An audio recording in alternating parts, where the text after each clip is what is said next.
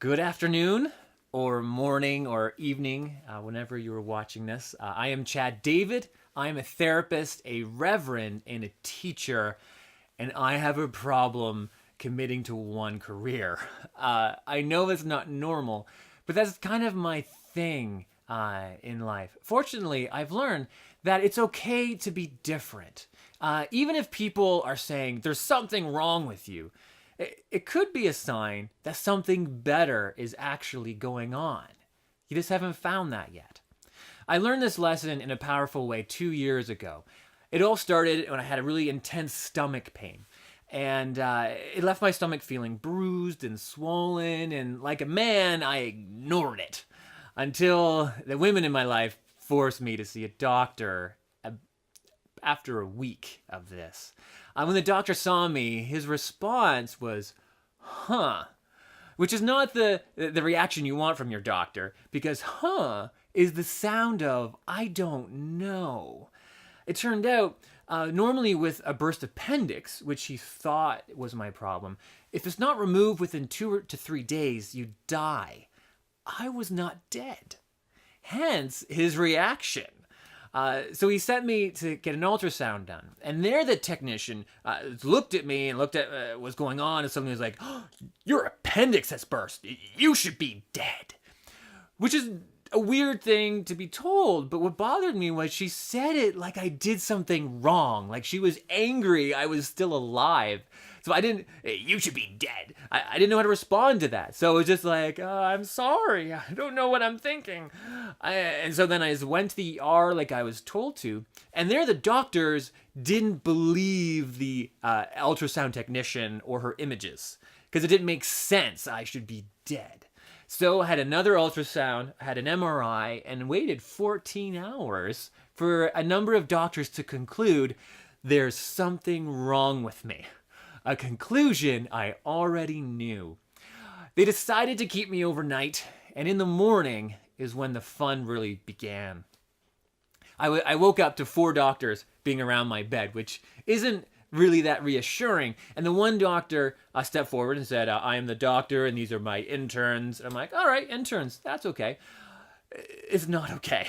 That was bad for me. You're going to see why. So the first doctor then said, I need to check your appendix, which involves pressing on your stomach. So he reached down and went to push. And I should mention, my stomach at this point felt like a bruise. And like any normal person, when you have a bruise, I would poke it. I poked it a lot. And you're like, poke, oh, that hurts, but it also feels kind of good. But I noticed the pain was increasing, so I was lightening how hard I was touching my appendix area. And so at this point, I was being very gentle. The doctor was not. He was not aware of the current situation, so he just sort of went. I gave it a good solid shove. I was trying to be manly about the whole thing, but I'm not sure what you call this response when I went, ah!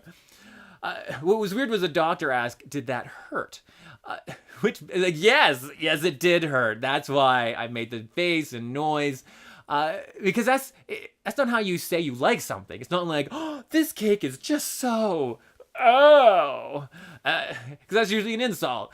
But it is what it is. And then the first intern actually stepped forward and said, I need to check your appendix. So then he reached down, and I was too in shock. He just pressed down, and I just went, ah! And he was like, did that hurt? I'm like, yes, it hurt. He's like, why are you doing this? And it didn't make any sense. But then the next intern stepped forward, and he was like, I need to check your appendix. And so he went to push, and I'm like, no, thank you. Because I didn't know what the proper response was at a time like this. So I said, no, thank you, to be polite. Although it was kind of like saying no to seconds on dessert. But then the first doctor tried explaining, for the interns, they all need the experience. And I was like, but I don't. And I don't want the experience. But as I'm saying this, the intern, bang, pushes on my stomach, catches me off guard. So I just go, ah! And so of course he asked, did that hurt? I'm like, yes! That is the sound of pain. They should teach this in medical school. If I go, that's bad. If I'm like, That's good. It's very simple. The third intern then stepped forward and said, I need to check your appendix. He was not as confident as the first two. It might be because I was giving him the death stare. But at this point, I'm like, is this a joke? Is there video cameras on me? And as I'm saying this, he just reaches down. But now my body has created a fear response, which is just a twitch. It's just I'm lifting. It's not on purpose. I can't control it. It's just my whole body is just deciding, we don't want you touching the appendix area. It hurts. We're lifting up. But below your appendix is something else. The southern region below the appendix area is a little more on the private side. So when he reached down and I twitched up, he landed somewhere he didn't want to be, nor where I wanted him to be. So it was kind of like in the movies where we looked at each other, stopped, and then just started screaming. And like, that's not my appendix. And he's like, that's not your appendix. And I'm like, why are you still not touching my appendix? And he's like, I don't know. I'm only an intern. So we went screaming back and forth. And after it stopped, the doctor and the 3 half doctors decided that yes, something was wrong with me.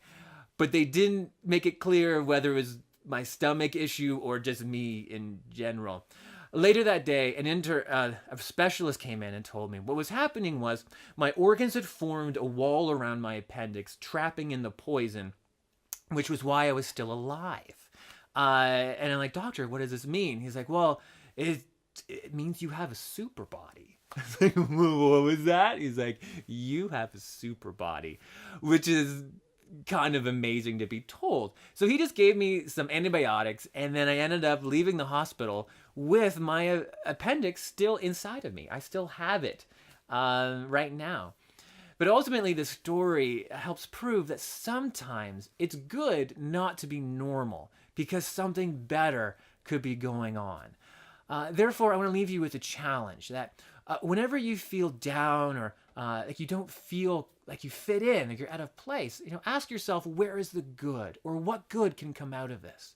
Because in all situations, good can be found. No matter how bad something may seem, there is always something good there. It's just sometimes hard to find it. And if we can find it, that can make the difference between enjoying life and then being scared of it. Because who knows? Something amazing could be going on. Maybe you too have something like a super body going on. You just haven't discovered it yet. I am Chad David. I am from the Niagara Falls region. This is my submission for both the online event and radio program. Thank you and have a wonderful day.